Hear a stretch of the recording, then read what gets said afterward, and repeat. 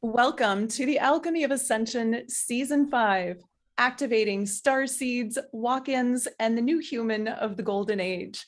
I'm your host, Waxela Sananda, and today it's my pleasure to introduce you to Mark Attwood. Welcome, Mark. Hello. I'm just dropping some oil on here. Oh, good, good. Let's set the energy. So I Oh, am so looking forward to this conversation today. But first, before we jump in, I invite everyone to join us in a short alignment process so that we can all get present and focused and really ready for whatever information is going to be shared today. So just begin. If you're in a place where you can close your eyes, go ahead and close your eyes and tune into your breath. Deepening the breath, getting very present in the body. And as you're breathing, tune into your heart center and the light within your heart, allowing that light to expand out around your chest and out around your body, connecting up to the source of light in central sun, connecting down to the source of light in the center of the earth, and bringing those energies together in your heart, creating a holy trinity of light so that you may really be focused, present, and aware of whatever is in this conversation that's for your highest good today. And with that, take a deep breath. You're welcome to come on back and open your eyes. And I'm going to share a little bit about Mark. Mark Attwood is a lifelong spiritual truth seeker, entrepreneur, author, and free sovereign human that entered this dimension in Northamptonshire, England in the late 1960s. He is a poet, stand-up comic, theater company actor, producer, director, and writer, a journalist, a digital marketing entrepreneur, publisher, and teacher, and father to 5 children. During his own long, dark night of the soul, Mark was guided to create a show, The Mark Attwood Show, and move past the fear of ridicule by publicly sharing his truth, adventures, and finding people that know more than he does about the things we all need to know. I love that. And 5 kids. Wow, that is a full-time job in itself. that intro makes me sound like I've been very busy. It does. It does. It sounds like you've been incredibly busy. Well, it's wonderful to have you here. And it's the first time I've had you on the Alchemy of Ascension. So for many people, you're probably a new face. And with new people, I always love to start with your origin story and a little bit about how did you get into this line of work, and did you have a spiritual awakening? What was that journey like? Yeah, it's a pleasure to be here. Thank you for inviting me, firstly. I yeah, my first memory was demons trying to recruit me as a child, and it's one of those memories that you kind of talk yourself out of the fact that you ever had it as you get a bit older, but then it came back, especially during the last 10 years, and my 3D version of me, wanted to fly. As soon as I could remember, I wanted to fly. I could fly before I could drive. I became an RAF pilot, but I resigned before I finished because I realised that the government were lying. This was 30 years ago, and that was a big shock to me. You know, it is quite a shock when you first realise the government lie about Yeah. everything. And through that, through the way it goes through life is that I've been nearly dead about 7 times, and constantly been constantly wanting to come back here because I always had this very strong feeling that I had something to do that was more than just get a mortgage, get a job, whatever else I did. And it was a very, very strong feeling. And it was about 3 years ago. I think I moved from Marrakesh to Ireland. I'm from England, obviously, originally, but I'm in the west of Ireland now.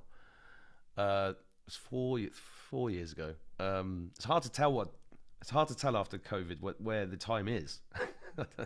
But it was my marriage broke up, and I basically lost everything, and was like suicidal. And during that period, and I've never been suicidal, I've always been very happy-go-lucky and optimistic. I'm an apocalyptimist, actually. We're in the apocalypse, but I'm very optimistic about the outcome.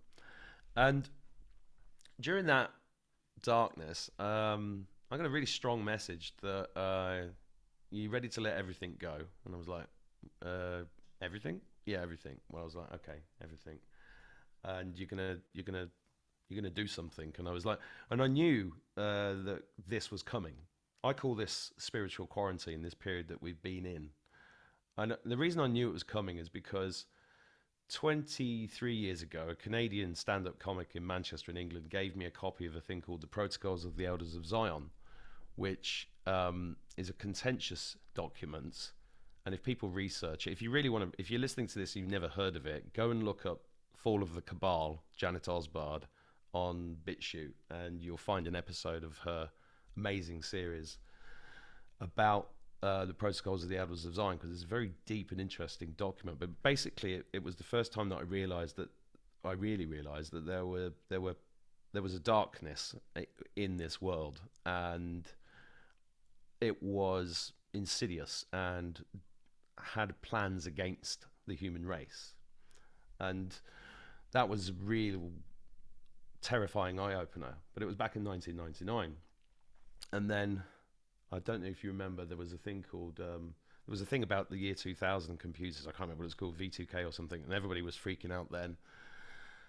And then 9/11 happened, and when 9/11 happened, one of my best friend's little brother was in one of the towers, and we went through this long period of me observing him trying to get to the bottom of his brother's death.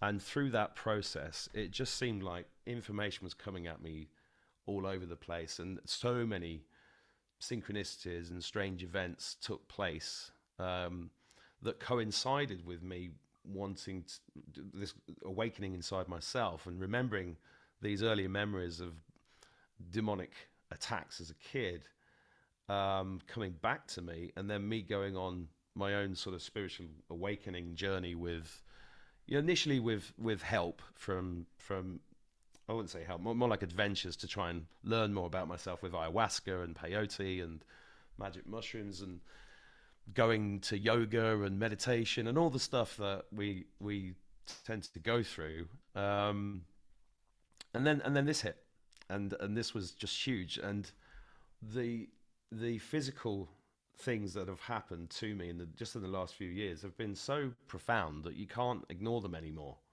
You can't pretend that you don't feel it when somebody tells you the truth. You can't pretend that you don't get messages from somewhere that make sense and that make you realize everything is okay. You can't pretend that you didn't just see a massive triangle UFO out your back door.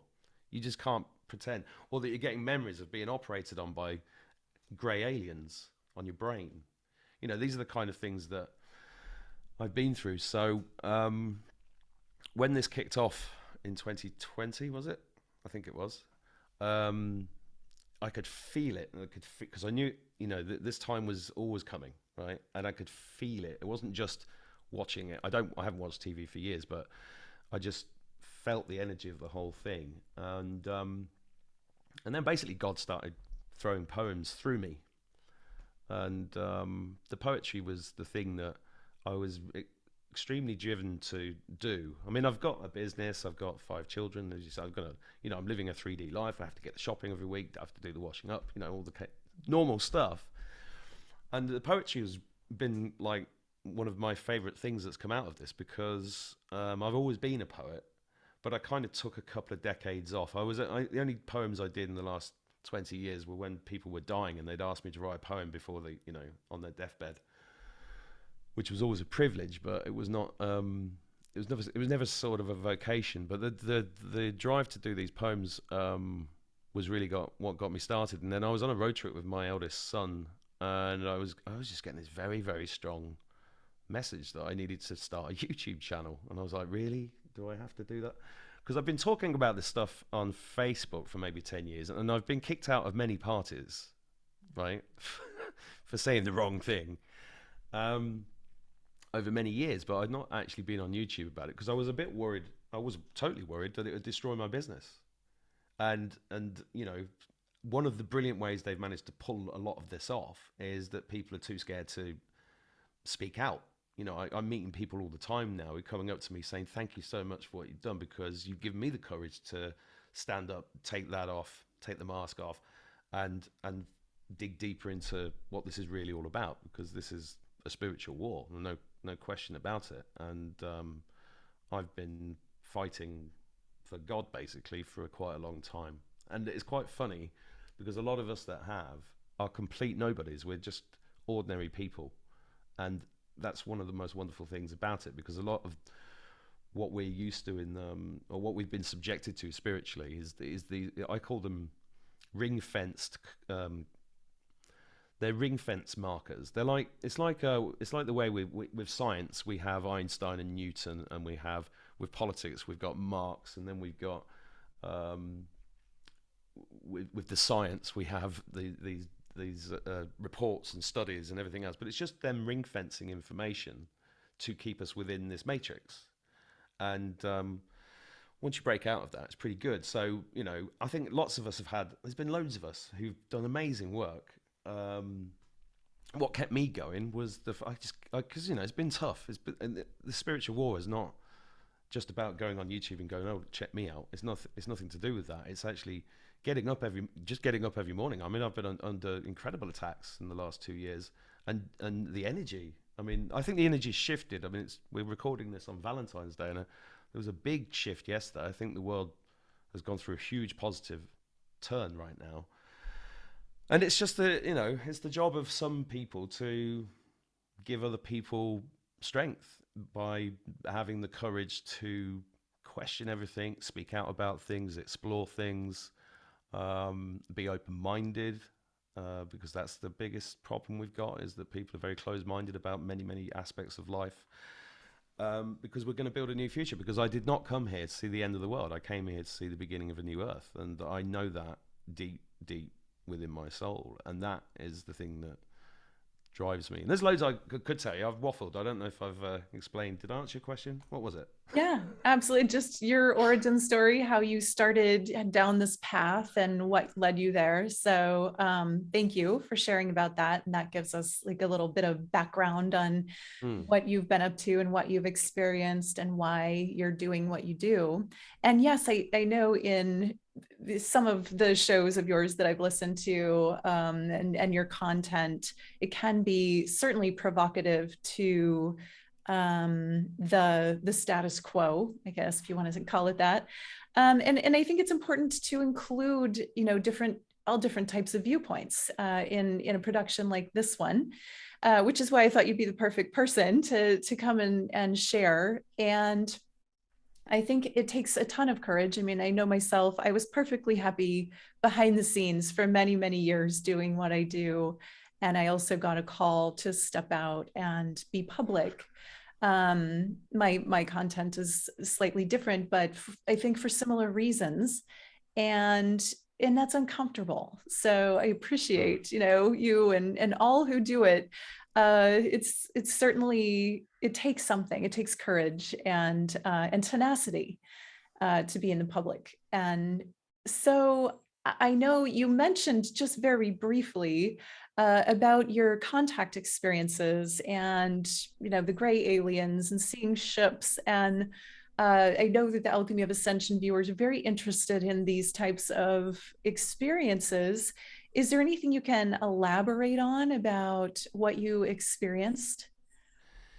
Yeah, it's just interesting what you're saying there about you know, being public about this, because the vision I'll come to your question, but the vision I got very clearly was like a 10 billion piece multidimensional chessboard, and we're all being moved around precisely as we're supposed to be by our higher selves in order to achieve the objective, which is God wins, right? That's what I've really come to trust. And part of that trust has come from this knowing since I was a very small boy that we're not all there is in the universe. And I'm still questioning what exactly is the universe, because I've never met anybody who's actually got the complete answer, and that's part of the fun of this life.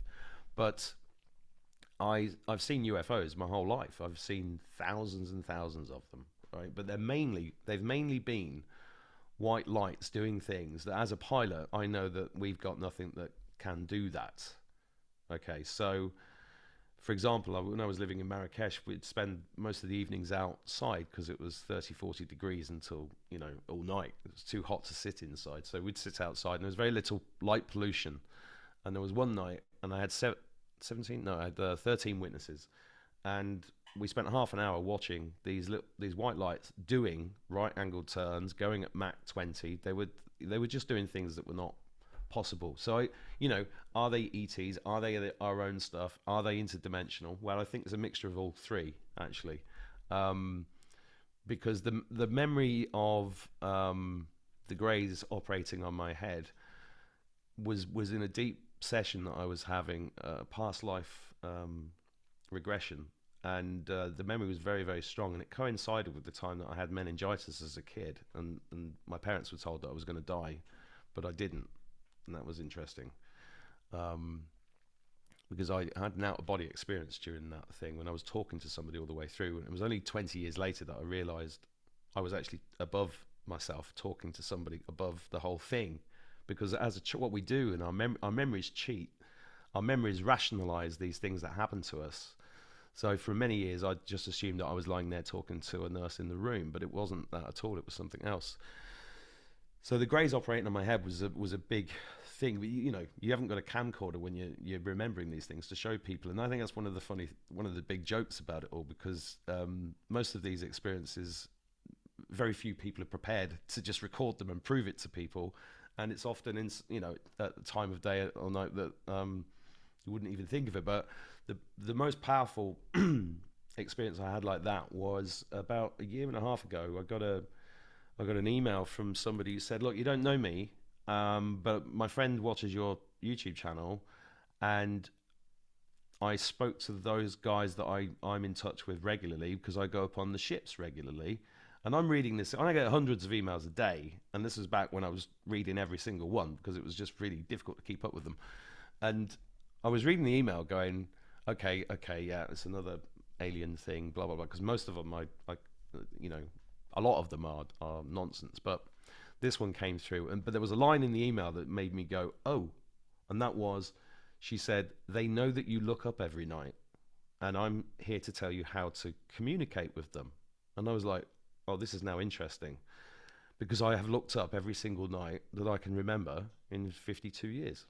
So I went outside that night, and the instructions were to connect with a star, and you'd feel it, and I felt this star, and then communicate with it telepathically. So I did this, and I heard, and then I saw a bright light at the corner of my eye, and what I heard was, "Did you see that?" And I went, "Yeah." And then there was another one.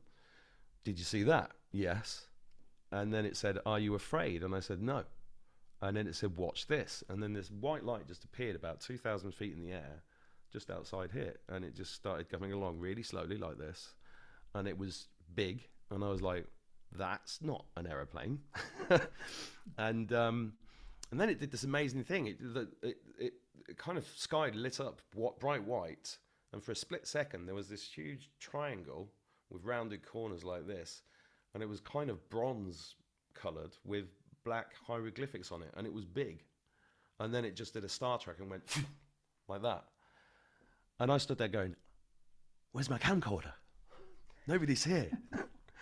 Woke my son up, and I was like, "You just missed the best." And he was like, "Oh, another UFO," and he went back to bed. So, and then another couple of lights came over. And there was another one, not long after that, which was like a giant bird at 11 o'clock at night, but it wasn't a bird. It was huge, and it was made of light, and it literally flew over my friend's head. And I was like, "What is that? Is it a dragon? Is it a phoenix?" There's no other word you could think to describe it. And there's all these things. And the veil is really breaking down, and I think that it's multidimensional stuff going on.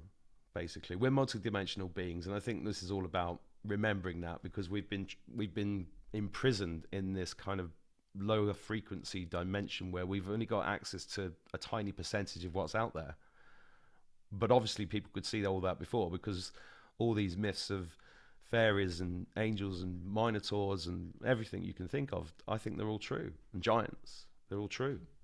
And we just can't see them anymore. They're not within our, within our dimensional abilities at the moment. But I think we're getting unlocked, and that's what this process is about. Yeah. Wow. Thank you for sharing all of that. And I can relate. I'm a lifelong experiencer of multidimensional, ultra-dimensional beings, and the ships and light ships and all kinds of interesting looking species and characters have shown up in generally in the night when I'm sleeping, sometimes physically, sometimes in my mind's eye. But I can certainly relate to the wonder. And have I ever had, actually I used to sleep with my phone right next to my bed for a period of time. Still, when they show up, you're not grabbing your phone. It's just not the thing that you do. I don't know. I've never been able to capture it on an image other than, like a light that you can't really prove that it's anything in particular, right? That's, it's fascinating. And I think it's important to have these conversations between people that, we're relatively grounded and sane, I think. And well, I know some people who disagree with that with me, but yes. Right. But just so that people know, okay, these things happen to quote unquote regular people. And they could happen to everyone. And I think, in The Secret, when assuming you watched that, there was the Native American tribe, and the ships were coming. I guess maybe it was Columbus, and nobody, they could see the water rippling, but they couldn't see the ship, and it took the shaman to say, oh, this is what it looks like, to kind of wake them up to be able to see. And I think that is the role of people that have these experiences, to help break that like that veil, or break through that veil, piercing the veil, for people to be able to say, you know what, I have seen something interesting, but I just thought it was my imagination, or, those types of things. We do pass things off. And also it took me going to some hypnotic regressions, QHHT and BQH. Have had several through the years to help me unlock some of those deep, really profound experiences that my mind couldn't quite grasp onto and understand. And that's very helpful. Absolutely. As well. Well, that's why I think it's important to talk about them, because, it's very easy for people to say, just another nutter. But, there's so many, there's millions of us. So, we can't all be nutters. And every time you discuss these things, it triggers memories in people, because we do lock them away. We lock these memories in boxes. I mean, as you were talking then, I was like, oh yeah, then there was a time there was the vortex in my room next to my bed, the blue light. And then there was the time when I was poked awake by a fairy.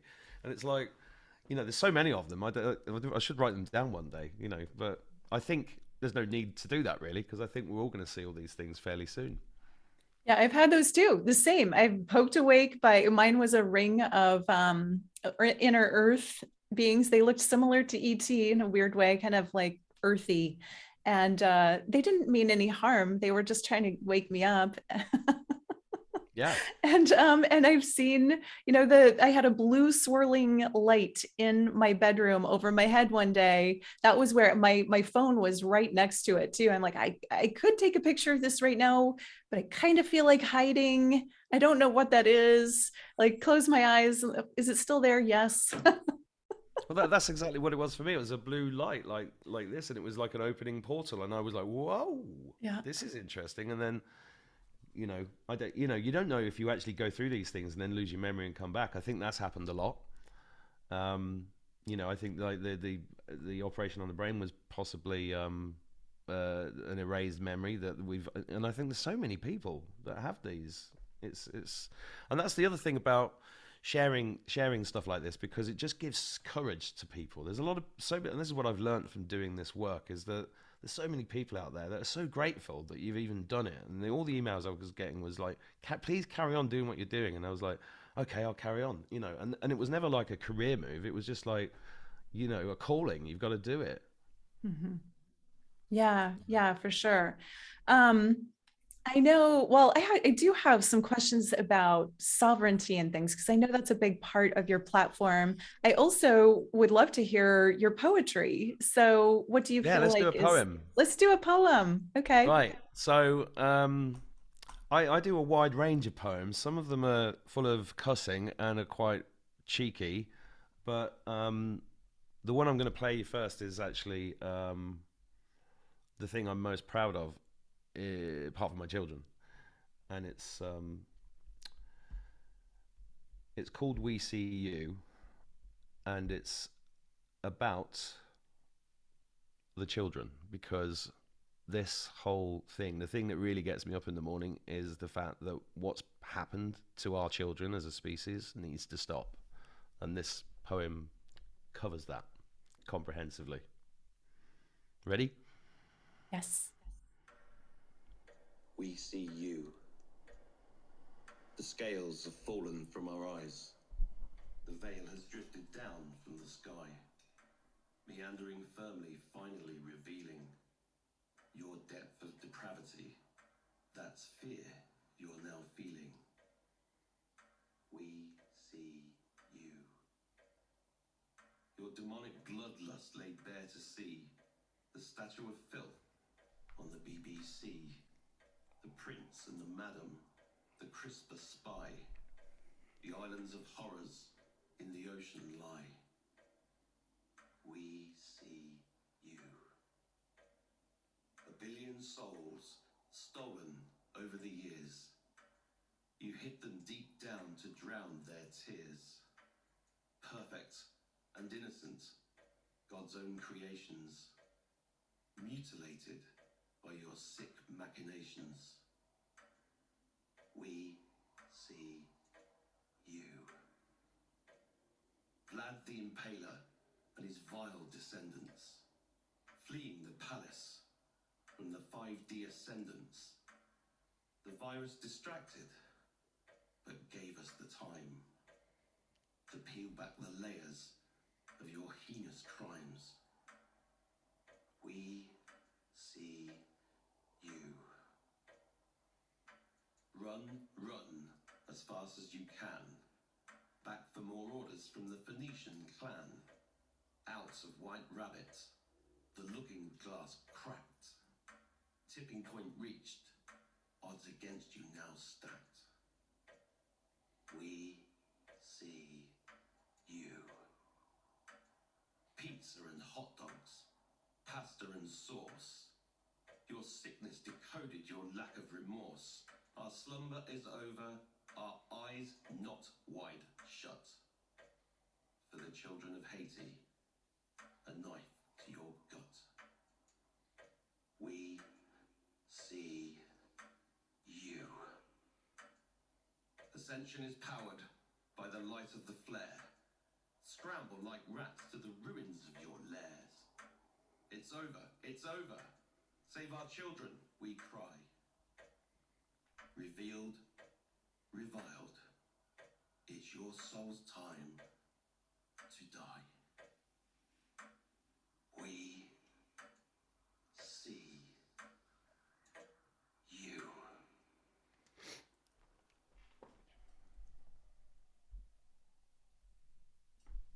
Wow, that was powerful.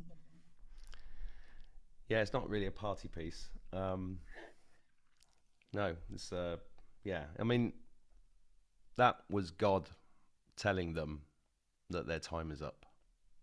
Hmm. And I'm very, if I died now, I'd be very happy that I made that poem, because that has been read out at SRA rallies around the world. It's been viewed over millions of times. It's been shared in all sorts of places, and it's just a real privilege to be able to do it and write something like that, because this time will go down in history. And it's not about me, it's not about you, it's about us together. You know, we're all in this together. And if anybody is listening to this and feels the need, feels the call, get up and do it, because we're all God's children, and it's up to us. This is how we do it, even if it's just making a poem or a podcast. I mean, all these things have an effect, you know. and there's nobody that's playing a small part in this, because you're multidimensional. So even if you think you're doing nothing, you're probably doing a lot. Yeah. Yeah. You know? And I imagine it took something to create that with all of the camera angles. I know for the people who are listening on podcasts, they didn't see it, but there are lots of different camera angles, and you obviously put a lot of thought into the filming of it as well. Well, that's the funny. I was watching it, going, oh yeah, because there's a funny story behind the filming of all my poems, and it's usually because whenever they've been written, I want them out yesterday, right? So I'm like, let's get this out. And some of them, there's about 25 on my website. Some of them happened really quickly, and I used software for, because they just needed to be done in a certain way. But some of them we made films for, and that one was filmed in a barn in the middle of County Mayo in Ireland. And it was this young lad who's a filmmaker. He's a very talented filmmaker, and we just scrambled it all together at the last minute, and we made it in about 3 hours. And he did a brilliant job on the editing, but you'll see some little glitches while I'm talking, because he had to sync it, and we didn't. And I needed the poem like now, and he was like, "Oh, it's not quite." So none of my poem films are actually finished items. They're all 95% finished. But yeah, I think it's important, and if it stops people to think for a minute, because every line, there's not a line wasted in that poem. There's deep research in every line. If anybody feels the need to go and look up any of the things that I said in now, I highly suggest that you do, if you don't understand any of those words, because it breaks my heart when I see people watch or read or consume art and they're not really taking it in. And that's been, so I think art is one of the ways that we're really going to help people through this. Music, poetry, comedy. I mean, they've destroyed all of these things, and poetry and music are really the language of the universe. The universe is built on a sound wave. It's a harmonic, and we've been disharmonic for so long that they even changed the frequency of the music to keep us out of harmony. So, the God is harmonic. It speaks in rhymes. The universe is just beautiful, and that's what we're getting back to, which is pretty cool.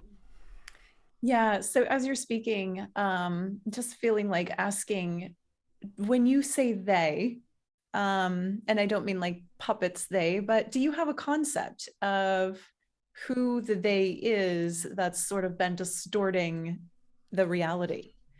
The bad guys.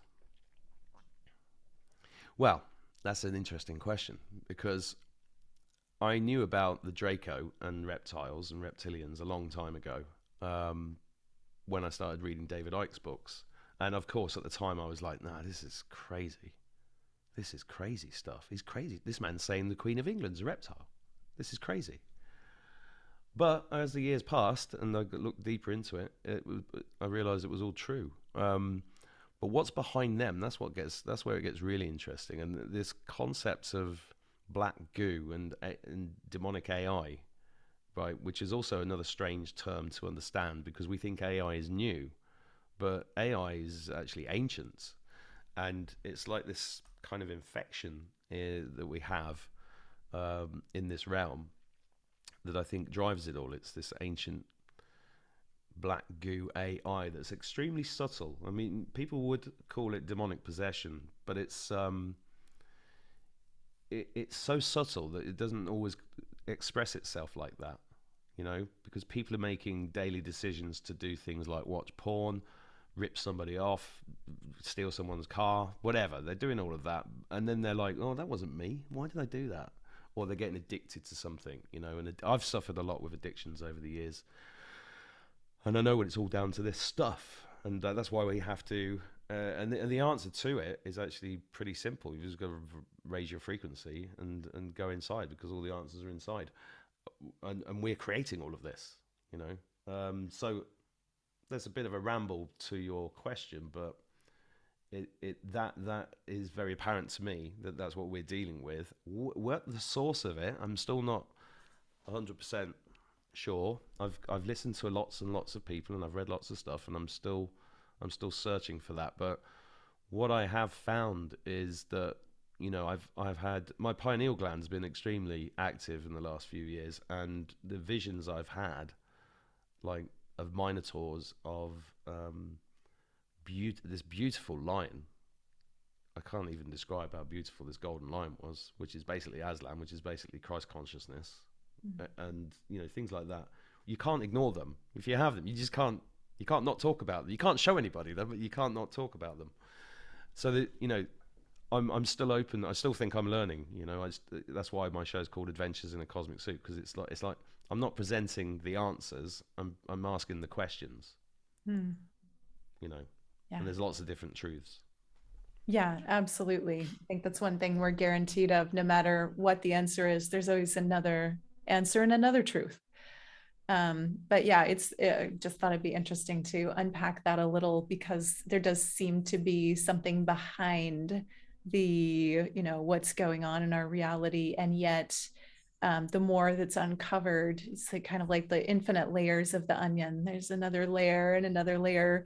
Maybe it's just for the purpose of becoming aware and becoming more conscious and waking up, which hopefully more and more and more people are doing now. Well, I think that it's fairly obvious that they are. I mean, from my perspective, the just the sheer numbers of people that are awake now compared to a couple of years ago is huge. You've only got to look at the truckers. You've only got to look at people rising up all around the world. But even on a local level, people are coming up to me in the street and starting to talk to me about things like chlorine dioxide and DMSO, and because they've seen my videos about that stuff, and I'm like, that's amazing, because I've been saying to people since the beginning, I have the cure for every virus in my kitchen cupboard, and it cost me $20. What are you doing? Relax. So people are definitely becoming more awake, and sovereignty is part of this, because really this is about finding our strengths again and standing in our own power. And you cannot have sovereign nations if you don't have sovereign people. And the incredible amount of brainwashing and propaganda against that idea, oh, you're a right winger, you're a racist. It's like nothing could be further from the truth. In fact, all those terms are just ridiculous. That's not what the human race is at all. I've hardly ever seen or heard racism, and I've traveled the world. Everybody's gorgeous all over the world. Doesn't matter where they're from. And most people's economic situation or whatever has been forced upon us by this evil cabal, and they've seen the world as a chessboard. You've only got to go and look at, I'm trying to remember his name. He was a foreign policy advisor in the US for about 20 years. I can't remember his name, like a Russian name, but they didn't hide it from us. They all write books about it when they're going to do their stuff. Even Klaus Schwab wrote a book called The Great Reset. They don't hide it. They just get away with it because we don't pay attention. So I know that part of your platform is about sovereignty. What are some ways, for people that, that are just kind of new to this whole conversation? How do people become sovereign financially in their wellness? What are some first steps? Yeah, I mean, what is sovereignty? I mean, I first came across the idea of sovereignty properly. I mean, before about 6 or 7 years ago, I thought it just meant the king and queen. They were the sovereigns of the land, or a gold coin, a gold sovereign. But when I found out what it was, I was like, this is interesting, because I've been unemployable for most of my life since I left the military. So I set up businesses because I did not want to work for anybody. And I like the freedom that having a business gave me. Although I'd probably work 10 times as hard as most people do. But, I've been in business a long time. And I also studied economics for 5 years. And nobody ever mentioned the fractional reserve banking system. And when I found out about this, I was pretty cross, because I'd invested a lot of my life learning about economics. And if people don't know what the fractional reserve banking system, that's the best place to start, because you need to understand that first, because money has been the main weapon of our enslavement, our lack of understanding of what money is. I mean, they don't teach kids anything about money in school, not anything useful anyway. The whole money system is a con, Once you understand that gets you thinking in a certain way. And when I for the last, I don't know, 15 years, I've been teaching people and writing books about digital marketing, because I was a digital marketing pioneer in the UK. I set up a business that was very successful, and I got to talk about it and become a lecturer, and then I made courses on it. This is like a while ago. And while I was in the middle of last summer, I got another call saying, you need to do a course on teaching people how to find their voice and see a value in it and put it online and get found for it. And I was like, really? I'm in the middle of talking about SRA and the virus and everything else. You think I should be... Do people really want to know about internet marketing right now? And so I ended up creating this. The call didn't go away, and I actually decided to do it. And I called it How to Monetize What's Already in Your Head, Create a New Income Stream, and Become Sovereign Quickly. Now, on the surface, it sounds like it's a thing about making money, right? And it's not just about that. What I found by doing it, I had nearly 500 students on this course, and all of them have the transformation in them has been amazing, because I just basically showed them a few things that allowed them to realize what they were actually worth. I mean, there's 90% of the authors on Amazon earn nothing or very little, you know. So I really just taught people how to get over their money issues. Although I know this system is defunct, we still need to pay the bills. We still need to, you know, take our kids out and stuff like that. So, you know, you can earn as much as you want really in this world. It's just a question of your approach to it, and you deserve it. Most people think they don't deserve money. So I teach them how to manifest that and get through that, because it's an abundant world. It's only the lack only comes from inside you and your programming. So I get over that, and then I teach them how to find their life experiences that are actually monetizable, and I show them how to research that and what the demand is, and I show them how to get traffic for those words within those markets that can get them off the ground, and then I show them how to write a book in 2 weeks really quickly and easily, or less, and then just give them the tools and the confidence to go and do it. It's like me lecturing for 20 hours, and then there's about 30 hours of case studies and about another 20 hours of Q&As. I do a live Q&A every 2 weeks. And I also don't charge for the course if you can't afford it. So there's no reason not to do it. If you've got the money, pay me. If you don't, pay me if it works later. I don't care, you know. So that for me is like what we have to move into in a business sense, like a 3D to 5D type bridge, you know. Because I've been broke in my life, and I know what it's like I know what it's like also to be helped out. And if you can help somebody out and move them forward in their life, then that's reward in and of itself. And the ones that got the money can pay me, and I'm quite happy to take the money. But, you know, so that course it's more than financial sovereignty. It's self-empowerment, but using digital marketing as the vehicle for that empowerment. But the other one that I've been doing recently is called How to Maximize the Light in Your Cosmic Suit in 90 Days. And that has been done with me as the volunteer to go through my friend Jeremy, who's been healing people for 30 years.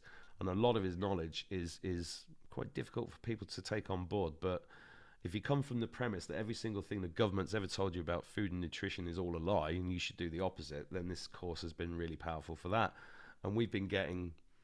Again, we said, look, we think it's worth $180, but if you just pay us whatever you want above 30, and that's been brilliant, because that means that there's lots of people that have joined that who, you know, there's a lot of people, you know, when you do a show like this, you know, there are people on benefits and there are millionaires, you know, so how do you charge for that? And, you know, we put a lot of time and effort into it, but that's been a lot of fun, and also profound. People are writing to us every day saying that their diabetes has gone, their eczema's gone, their arthritis has gone, you know, and it's all basically common sense, you know, and that's part of the health sovereignty side of things, right? Because we are responsible, but we are so lacking in knowledge that we don't know, we just go down the supermarket and get the shit off the shelves at Walmart as usual, whatever. And it's just, that has to stop, you know.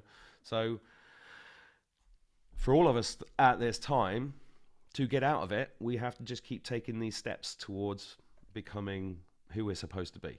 and remembering who we really are. And what we really are is extremely powerful, but I don't mean in a megalomaniac way. I just mean like we have much more power than we realize. Hmm.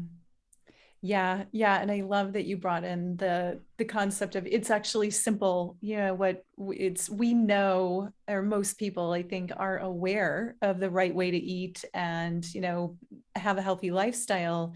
But we're also inundated, if people are turning on the TV and looking at ads, there's all kinds, endless junk food and endless, promoting the stuff that's going to tear you down. Constantly. So when you walk the aisles of the supermarket, it's everywhere. So it's easy. It's really easy to fall into that. Oh, I'll just have a little of this and that, and not do the things that we actually know are healthful. And taking back our health is the most important thing, because if we don't have that, what do we have? Well, the last 2 years has proven this, right? There's a lot of people not going to make it. And what I think is that all the people that have chosen, because it's all been free choice, to go down one path are people that have basically said God got it wrong.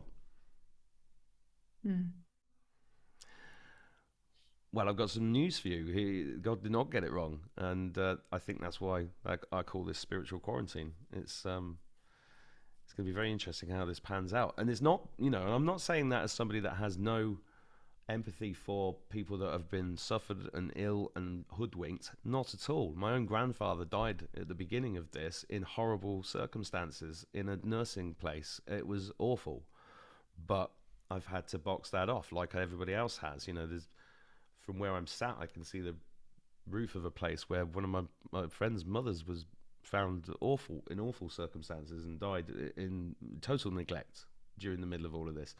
I know, and I do empathize with people that have been through that kind of stuff. But we have to get to the truth of what this is really about, and it's nothing to do with what you're seeing on the TV. So the first piece of advice is don't watch the TV. But I imagine people listening to this won't be watching the TV anyway. I'd hope so anyway. 20 years I've been away from the news. Oh, it shows in your face. Look, isn't it? Isn't it so liberating to be away from that rubbish? Yeah. Yeah, indeed. Definitely. And that's why I was so grateful to Donald Trump with his fake news stuff, because my goodness, how fake. It's even more fake. And I was a journalist 30 years ago working for the Daily Telegraph, and I knew it was fake then, but not to the degree that it really is now. And it's amazing how that's being shown up. And that's one of the things I'm enjoying about this is that people really are starting to see just how much BS they're getting fed left, right, and center all day long. Yeah. And then one side will prove one thing and the other side will prove another thing. Everybody's got proof for their false news. And it does become kind of just a joke. So yeah. It's exhausting. But it's discernment, right? Because we've all got to learn how to discern and use our intuition. Yeah. And it all comes back to that. And that's why I say it's simple, because if you're finding it confusing, or if you're struggling in any way, just sit down and be quiet. Just go for a walk in nature. Just go and, I went out earlier, sat next to the lake for half an hour, and the sun came out, and it's just so beautiful. And it's so simple. It's so simple. All the poets have been telling us for centuries. Yes. Go placidly amid the noise and haste, and remember what peace there may be in silence. That's all you got to do. Good advice. Yes. Make it sound too easy. Yeah, if you can find silence. Yeah, but it's the most important thing to find your internal compass and follow that. Well, shall I give you one more poem before? Sure. Before let's hear it. So this one is I was given a poem when I was about 11 years old by the lady of the village that I grew up in, and it was, you can see down there, there's a picture of that guy there is Rudyard Kipling.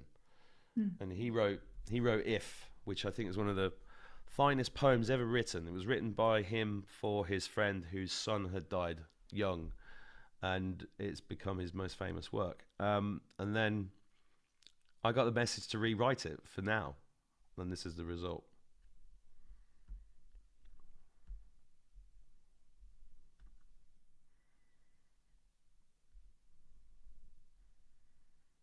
For those not with visual aid, I'm just loading it.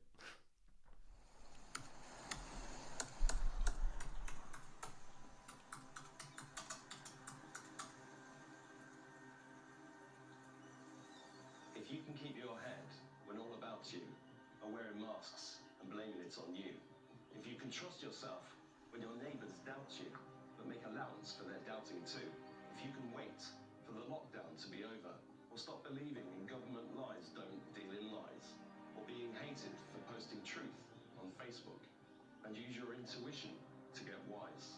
If you can dream the golden age to come here faster, if you can think for yourself but not make thoughts your aim, if you can meet with Trump and avoid disaster, and treat those two just the same, if you can bear to be called a conspiracy theorist, a CIA term to make a trap for fools, or watch long-held beliefs become absurdist and build them up with worn-out tools, if you can make one heap from all your crypto and get some gold and not give a toss, and lose your debts and start a new beginning and never breathe a word about it to your boss, if you can force your nerves and courage to speak your voice when it seems they're gone, and so hold on when there is nothing in you except the strength to face the dawn.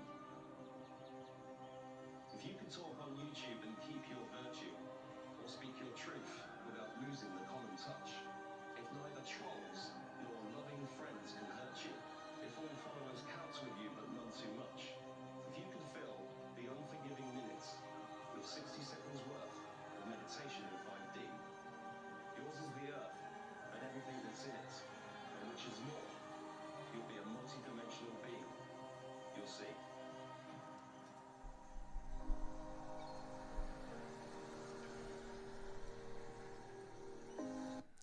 There we go. Thank you. Yeah. Great. Thank you so much for sharing that. I liked the ocean backdrop on that one as well, or the water. That's the lake. The, There's lots okay, of the lake. lake.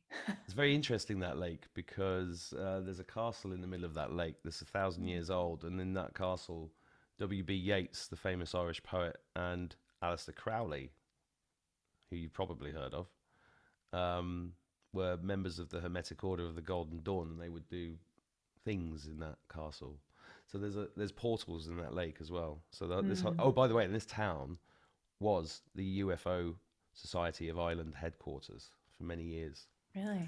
So yeah, it's very interesting. I think we're all in the positions we're supposed to be in, because we're forming a network of light across the planet, or the realm, whatever you think it is, which is unstoppable. Yes, I absolutely do agree with that. And that's what this production is all about, really casting that net of light around around the world and letting everybody contribute to that and feel that and uplift and ascend together. Mark, this has been so much fun to get to know you and to get to know your world a little bit more. I want to make sure people know about your offers before we end. You have a gift that you're offering, how to manifest the future we want right now. That sounds powerful. Do you want to say something? It's a short PDF, but it's very simple, very powerful, and it's really about how it's beyond affirmations. Basically, it's just a little trick with affirmations that makes things happen faster. And, Great. Yeah, Great. and if you do follow the instructions, even though it's not very long, you will see magic happen very quickly. Wonderful. We like magic. And then your paid offer is what you mentioned earlier, how to monetize what's already in your head, create a new income stream, and become sovereign quickly. So we will have links to that. And I think you have a special offer for our listeners and viewers. So we'll make sure that's in the show notes.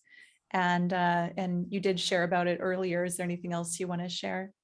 Yeah, there's a free webinar, because what I've said in this show doesn't really do it justice. So I did a 90-minute webinar where you can sit and just watch, and then you'll understand exactly what is being taught. And if you want to buy it, you can. And if you want to take a scholarship, you can do that too. Wonderful. Thank you so much. Thank you for your generosity and for everything that you've shared. You're a fascinating person. And also you have the YouTube channel, which is your channel called The Mark Attwood Show?